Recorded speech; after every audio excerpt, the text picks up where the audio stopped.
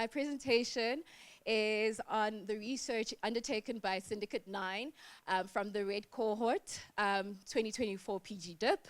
By the way, we got a distinction for this, so woohoo for us. Plastic waste is a global issue. Millions of tons of plastic are produced every year and pose a significant environmental issue as it lands up in landfills and oceans, which cause harm to our wildlife and ecosystems. This is an urgent need to address plastic waste, and it's highlighted by the United Nations Sustainable Development Goals, particularly 12.5, that emphasizes the necessity to significantly reduce waste generation. A means to reduce plastic waste is by recycling. However, challenges do exist, which include the contamination of recyclables, the lack of consumer awareness, and inadequate recycling infrastructure.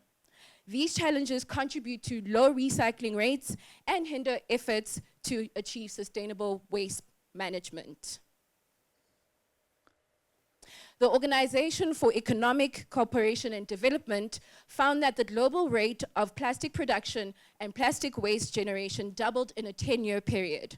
This trend is primarily due to the high demand of plastic, as it is mainly used in our food and medical products.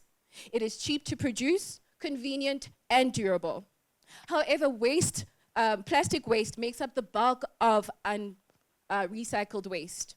It is estimated that between 1950 and 2015, 6,300 million metric tons of plastic waste was generated, but only 9% was recycled. Growing urbanization and consumerism is compounding this plastic waste issue. And if not addressed, it will further exacerbate the pollution and the degradation of our environment, particularly in those areas that are underserved. When we look at our recycling rate in South Africa, only 69% of South Africans have adequate access to waste management systems. And the general recycling rate is only at 13%. From the plastic waste that is collected, only about 46% is recycled. This highlights that there's a need for interventions that our country need to reduce and reuse our plastic, and also we need to shift our consumption habits and shift to a circular economy. When we look at our current waste management services, unfortunately, they are lacking due to a lack of municipal participation, the low political will, and also inadequate infrastructure, just to name a few.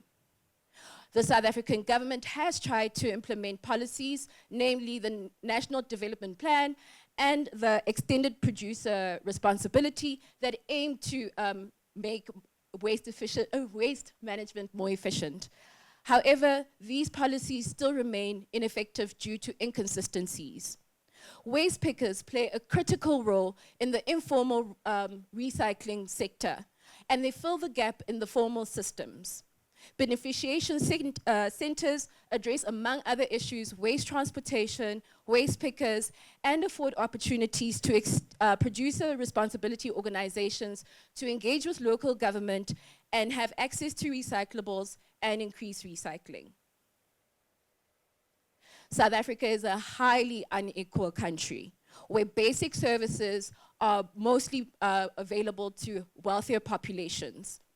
And if we continue with this high rate of waste generation, the risk will be felt by those in underserved communities, and their health will be impacted. When we looked at barriers for household recycling, the following were highlighted: insufficient space for waste separation, the time it takes for separation, the perceived dirtiness of waste separation, a lack of knowledge and education, particularly that government should play a role in raising awareness. So then, as Syndicate 9, we came up with the question: what incentives will lead to improved plastic recycling behaviors changes in the households of residents in the city of Johannesburg? Our research included interviews with some of our experts that are here today. And also we had surveys distributed to households in the city of Johannesburg, looking at their recycling behaviors and also the type of incentives that they would prefer to encourage their recycling. What we found through interviews was that government's role is very critical in promoting recycling, not only in forms of incentives, but also in the infrastructure that is needed for effective waste management systems. And added to that, we need technology and high capital investment in order to pour into an effective waste management system. When we looked at the household, there were deficiencies in terms of education about recycling. There's a lack of convenience and ease to recycling, and also the need for a decentralized waste collection system. When we looked at motivation and incentives, depending on the income level of the household, the incentives differed. For those in the low income households, they preferred financial incentives, whereas in high earning households, they preferred non-financial incentives. This showed us that with incentives, recycling can be increased, and there's a motivation for recycling. Furthermore, what we found was that residents would also prefer more community engagement and awareness, so that that can also motivate their recycling behaviors.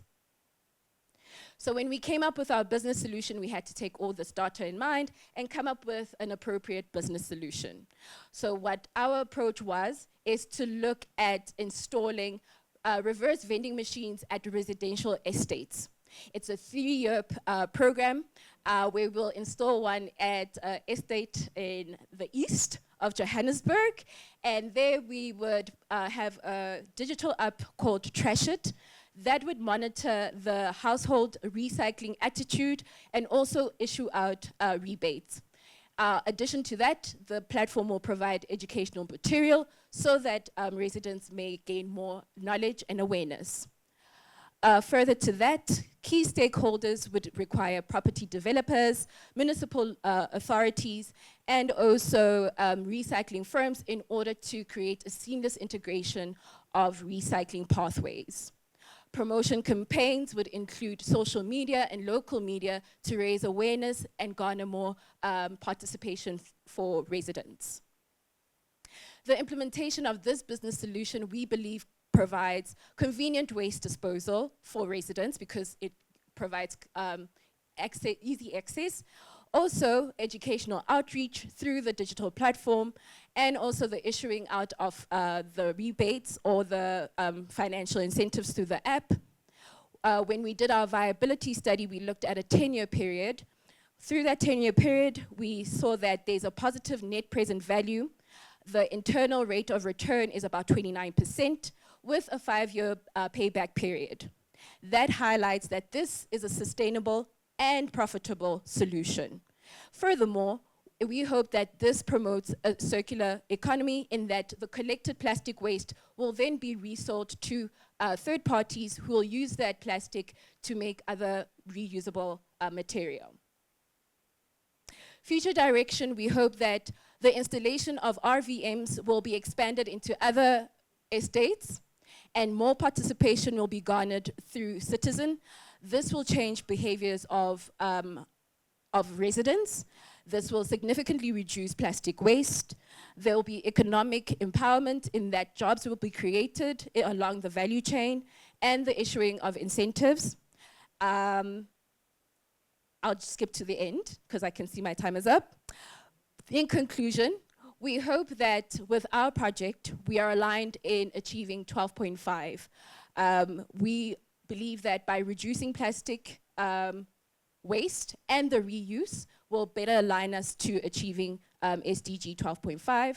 Through community resilience, we believe that behavioral changes will take place to increase recycling behaviors amongst households, and then this will spread even more environmental awareness, and also the economic benefit of reducing the cost of waste disposal will be realized in South Africa.